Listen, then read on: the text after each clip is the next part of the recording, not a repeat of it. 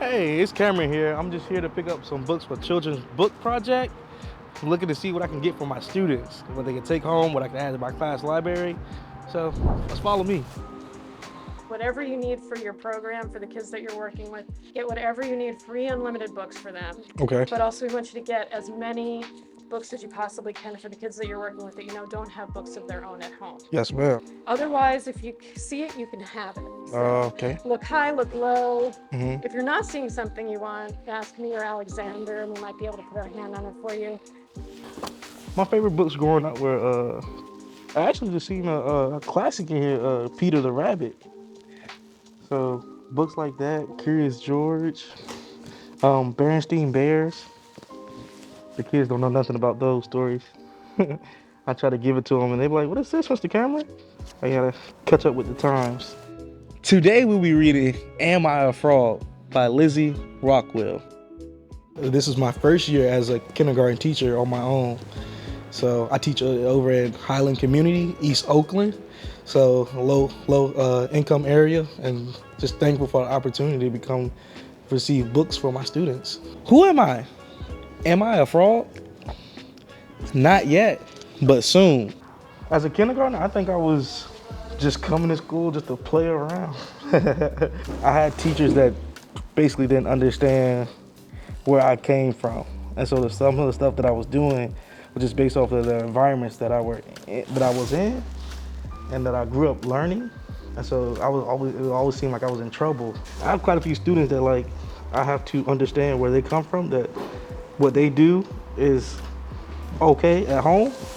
And so, hey, sometimes just having a conversation with them, it was always just, I'm the teacher, do what I say. I don't try to be like that with my students. It's always, hey, this is what we need to do, this is what we can do. If we can't do this, what is the reason that's stopping us from doing what we need to do? I plan to give each student 2 books so they can take home and add to their home library. And so with these books, I want them to be able to keep it and cherish it. And for the most part, I hope that it builds a relationship with the parents, that they can just read to them and at night. We have other languages as well. But Okay. How about any Arabic? books in Arabic. I had many students that didn't have books at home and were like, Mr. Cameron, I don't have a book at home that my parent can read. So I'm like, oh wow. And then I did it on my own, which it cost me a lot to get 22 students a book just so they could take home. So this right here is a blessing that I can come and get free books for my students that are easy read and in their level. 6, 7, 8, 9, 60 books. Ooh.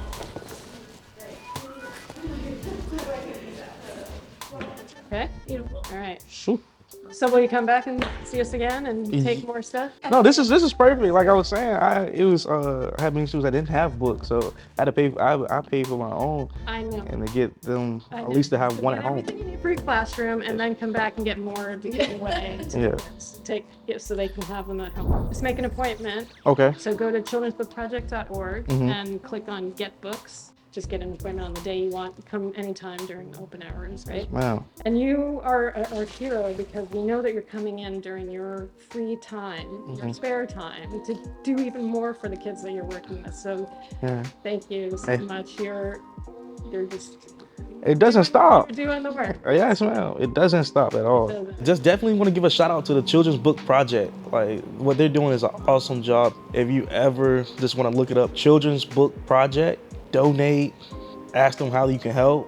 Like it is really a blessing for educators to come here and grab what they need.